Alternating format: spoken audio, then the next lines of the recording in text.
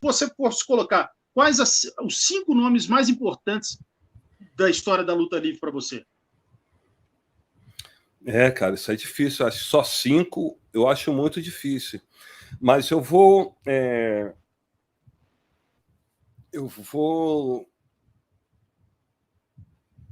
fazer o seguinte. Eu ponho ali daquela primeira geração, lógico, tirando o Tatu, que é o Tatu ao concurso. Eu não conheci o Tatu pessoalmente, tá?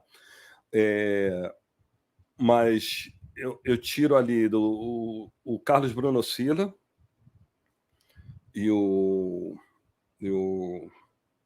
grão-mestre Roberto Leitão, como assim, aqueles que deram assim prosseguiram ali com aquela dinastia do Tatu, porque a partir desses 2 nomes que se desenvolveu a luta livre, tá?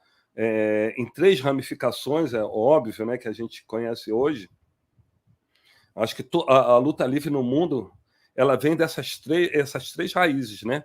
Que é o Bruno Sila, o Roberto Leitão e o Jefferson Pereira, tá? Mas de qualquer maneira, eles vieram todos do Tatu. Embora o grão-mestre Leitão ele dizia não, que eu fui separado, desenvolvi separado, mas ele teve muita, vamos dizer assim, muita influência do que o Tatu fazia, porque o Tatu era o ícone da época, tá? Você pega fotos do Tatu, eram técnicas desenvolvidas como se fosse hoje, tá? Então, o Leitão bebeu muito na fonte. Então, eu vejo ali da primeira geração esses 3 nomes, tá? A próxima geração tem bastante nome, que eu não queria ficar só em 5, mas eu posso dizer que o Eugênio e o Hugo, principalmente os 2, né, que eles destoaram dos outros, porque eles continuaram a desenvolver. O grão-mestre Denilson ele parou um pouco, o Marcelo Mendes também parou um pouco. Tu vê que eles têm poucos faixa preta formado. E o Eugênio e o Denilson, o Eugênio e o Hugo, eles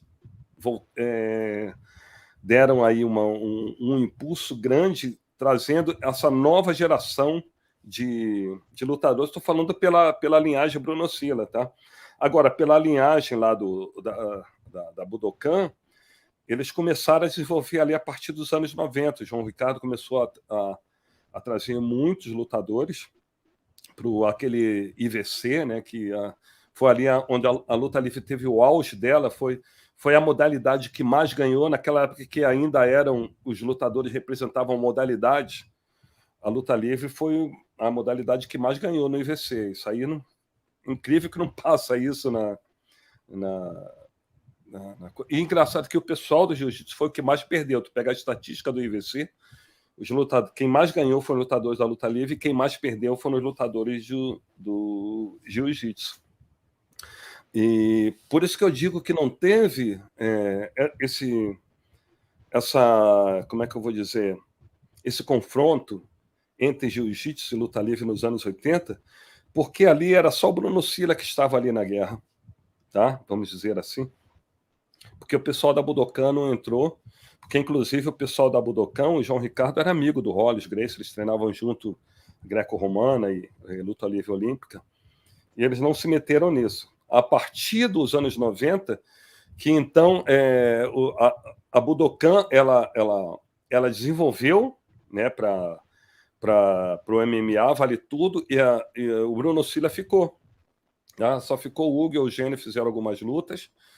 E a partir da outra geração, a geração então do Pequeno e do Cromado, que aí a luta livre começou a desenvolver dentro do MMA. Aí chegou o Cacareco, né?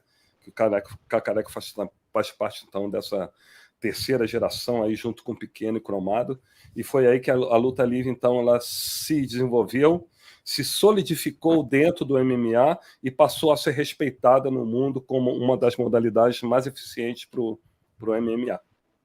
Assim, Com certeza. a minha visão, né? Com certeza. Pô, bacana você falar sobre o Mestre Tatu, né?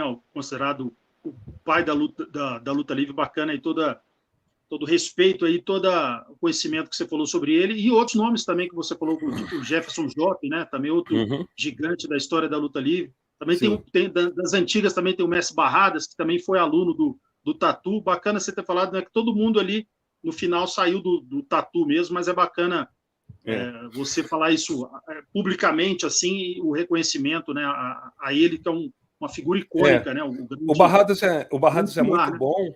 Eu conheci ele, até já tive umas aulas com ele, porque era amigo do Fernando. Mas o problema é que o Barradas ele não entrou de sola na luta livre, né? Ele ficou muito na questão da luta olímpica, né? O Leitão já entrou mais um pouquinho na luta livre junto com a luta olímpica. O Barradas não, ele ficou naquela coisa dos treinos assim bem avulsos, mas ele não entrou de sola ali naquela questão da luta livre chamada esportiva, né? Então, por isso que eu não ponho ele nesses ícones, mas ele foi uma pessoa importante, um cara muito bom, o Barradas era muito bom, tá? Eu via ele, ficava abismado com as técnicas dele também, mas ele não botaria ele nesse panteão, não. Bacana essa pergunta e essa resposta, justamente forma de homenagear todos esses grandes nomes, começando ali com o Mestre Tatu, enfim, bastante interessante essa aula que você deu aí para a gente.